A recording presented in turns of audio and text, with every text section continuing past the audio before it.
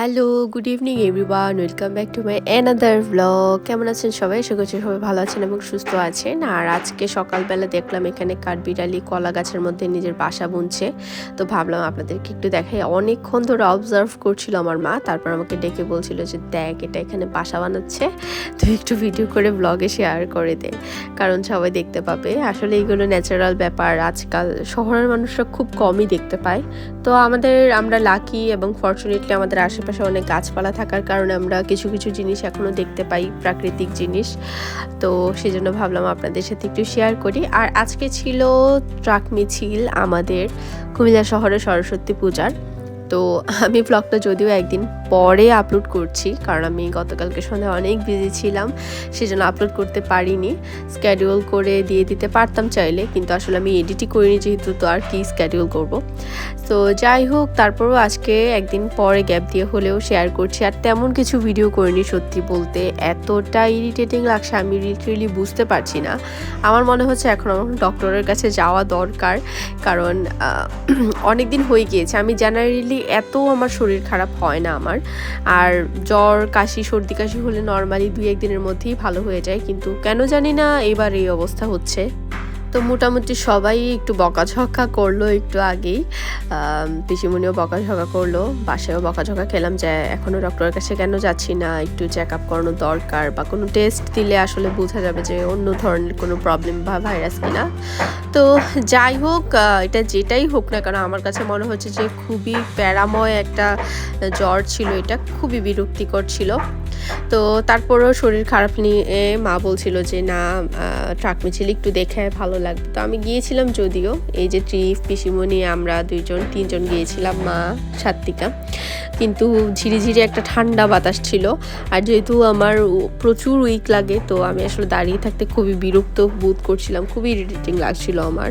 আর তার মধ্যে হচ্ছে আমাদের ঝাউতলা দিয়ে হচ্ছে ট্রাকগুলো একদম সবার শেষে যায়, কারণ ঝাউতলা থেকে তো টাউন হল কাছে, তো টাউন হল থেকেই হচ্ছে সবগুলো ট্রাক একসাথে ছাড়ে, তারপর টাউন হলে গিয়েই হচ্ছে আবার ছন্নছাড়া হয়ে যায় আর কি। তো ঝাউতলা রুটে আসতে আসতে একেবারে লেট হয়, প্রায় 7:30-8টার মতো বেজে যায়। তারপরেও আবার এক একটা ট্রাক যাওয়ার পর অনেক গ্যাপ দিয়ে দিয়ে হচ্ছে আরেকটা ট্রাক আসছিল, তো সব মিলিয়ে খুবই বোরিং লাগছিল। ট্রিপ হচ্ছে বসতে যাচ্ছিল না, কুলে কুলে ছিল। তো এতক্ষণ আসলে কুলে নিয়েও বাচ্চাদেরকে এতক্ষণ দাঁড়িয়ে থাকা যায় না, আরও এখন বড় হচ্ছে, এতক্ষণ কুলে নিয়ে রাখা পসিবল হয় না। তো যাই হোক, টুকটাক যতটুকু সম্ভব একটু ট্রাক মিছিল দেখলাম, ভালোই লাগলো। তবে মোস্ট অফ মূর্তিগুলো হচ্ছে অপোজিটে ঘোরানো ছিল আর কি, তাই খুব ভালোভাবে দেখা যাচ্ছিল না। এই যে তারপর যতটুকু দেখানো গিয়েছে আপনাদেরকেও একটু দেখালাম, আর আমরাও দাঁড়িয়ে থেকে দেখলাম।